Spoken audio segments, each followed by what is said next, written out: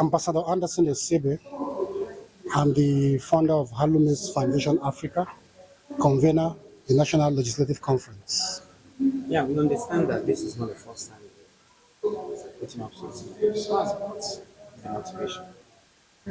Well, basically, I'm a parliamentary advocate, and a little bit of a journalist. So, at a point in time, we felt that we've spoken too much on TV, spoken too much on radio, so we felt that there's a need, to have a forum where we convey members of the National Assembly, and states and local government, as long as anything that has to do with the legislature.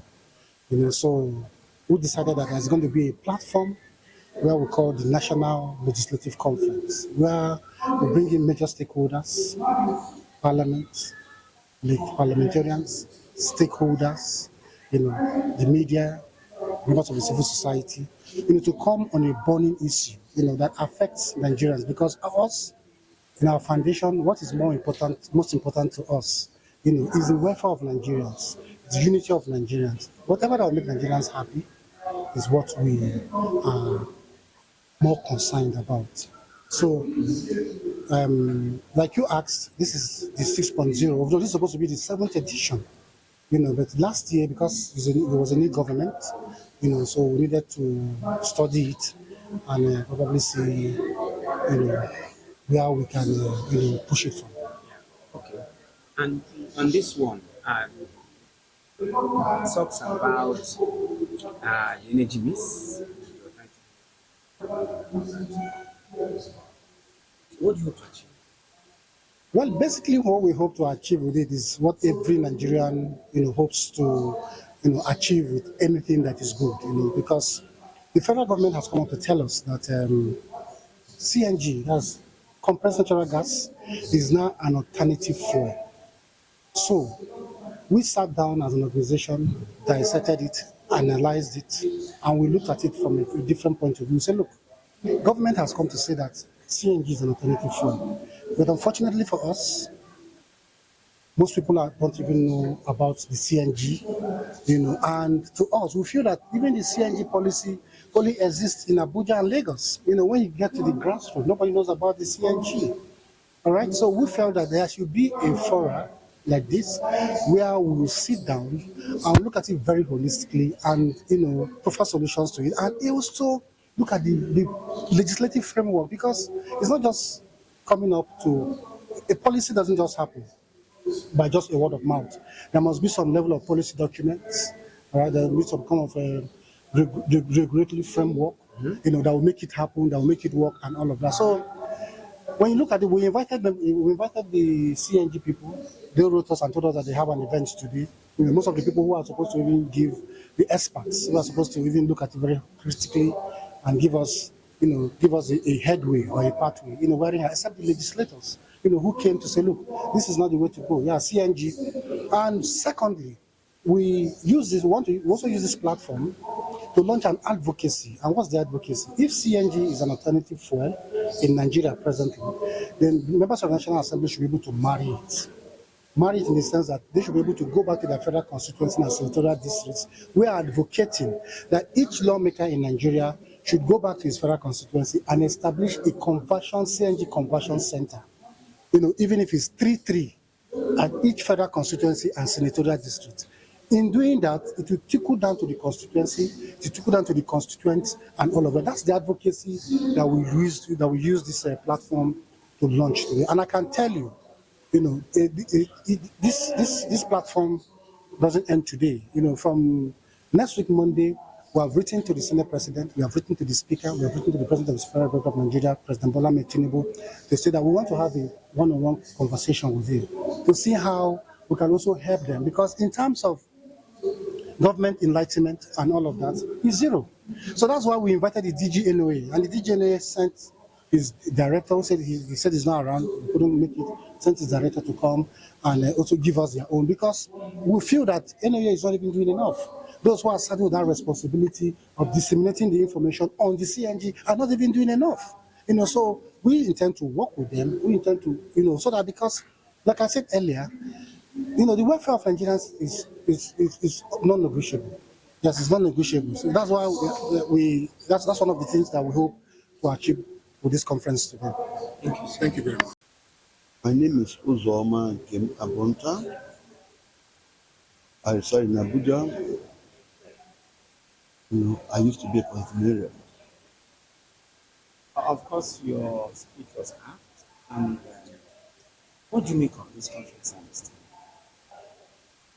Well, I think this is about the sixth edition of this conference. They are trying to, in their own little way, encourage legislative and democratic advancement in Nigeria. The purpose of this program is to bring a robust discourse on any particular issue that will help sustainable development and where legislators or legislator can make an input. We're in a gas regime, and now we're trying to do automobile conversion and begin to use gases. And they're trying to say, where can the parliament make an input? That's why we're here today. And I think the gas regime came via a presidential order, fiat, and they can see there is no robust or adequate legal regime on legislative input. And all we're here today is to see what can we do to have that. I think we should begin to learn by examples rather than experience. So what are examples we can pick from other climes to build our own, and rather than have experience of rushing and rush out or whatever. So the conversion of or the use of CNG, is it a success? How far are we halfway towards that policy? How far have we done? I think that's all we're here to reappraise and see ways and means to make it work. That's why we're here. Thank you. Comrade Chidi Chidebe. Who you are? That's all. A participant to this program today. Doesn't want to express it. Well, we'll ask you something similar to Okay, go ahead. yeah, so what do you make of this conversation today?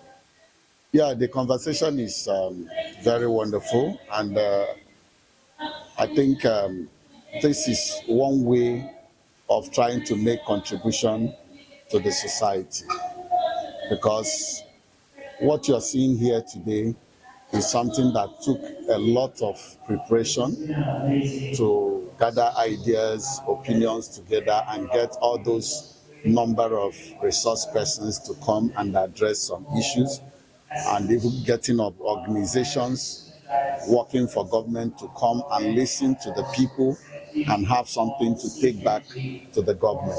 It's a very good platform and a very noble one at that. And I believe for the team and the persons that are organizing the event, they have really done quite a wonderful work, which they started about 7 years ago. I'm a witness to the time it started. I was part and parcel of starting it at that time, 7 years ago. And thank God that they are here and they are sustaining the same program till this morning. Thank you so much. But you permit us to debate a little bit. Go ahead. If we are wrong, you correct us. We understand you are the new chairman. Yes, I'm the chairman of PDP in Anambra State. Why so? Delve into Well, this is politics. You can't make a change without being involved. So if we continue to allow things to continue to go the way it is, we might never get results anytime soon in this country. So personally, I'm a legislative expert, I'm a diplomat, but I've looked at things over time, the way things are going the way you can't imagine, but you are even helpless to even make any impact. Your suggestions, your opinion, most times are not even understood by the persons that you are making submitting your proposals and opinion and suggestions to. So it becomes very difficult for them to implement some of the policies that are being churned out by the professionals.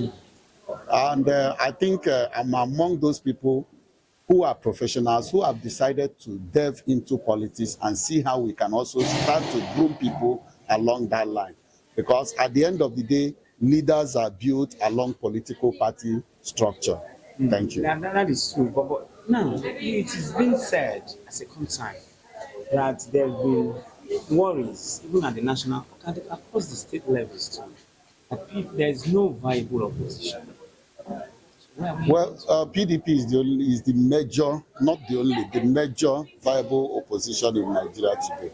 And just like I said, if you can take time to make your inquiries, in the history, for every journey, it begins with a step. In the history of my state in Anambra and PDP, there has never been a congress that took place in that town that lasted for 1 hour. Since 1999 to date. The congress that brought me in took 24 hours constant work, no sleeping, no relenting, no break, no anything. It started 10 a.m., ended 7 the next morning. That is to tell you how transparent it was. Because the only thing I fought on ground is let Congress be done. If I lose, I lose. If I win, I win. And it's the first time that Congress was being done in Anambra PDP in the last 24 years. So it begins like that. Before you know it, pockets like that, it will start to happen in various other environments. And before you know it, it will build up to the national. Finally, for want of time, the national chairman just had a meeting with all of you, the chairman. Yes. And there were reactions as to why that meeting was placed. Well, the meeting, I was there. I was part of the meeting. The meeting, first of all, the very first night we met, we didn't even meet the national chairman. We met on our own as newly elected persons because we also needed to have a position before going to meet them. The whole essence of that was because there is, most of us, about 24 of us were coming in new. And we've not had any one-on-one interaction with the members of NWC for the first time. So the very first day we came, the first thing we did was to meet together and elect chairman of the chairman without them, so that we have a position and have somebody that can speak on our behalf at the meeting. And when we came for the meeting, for every other person, just like me personally, I wrote a status report of Anambra PDP, which I submitted and made oral presentation to that effect. That is the purpose of the meeting, and that was what I went for. And every other person, that meeting didn't last for more than 2 hours. And that was it. By the time we finished, they entered into another NWC meeting that all of us would departed. But by and large, the meeting was purely for familiarization, knowing each other, and knowing who your boss is. That's what Thank you very much.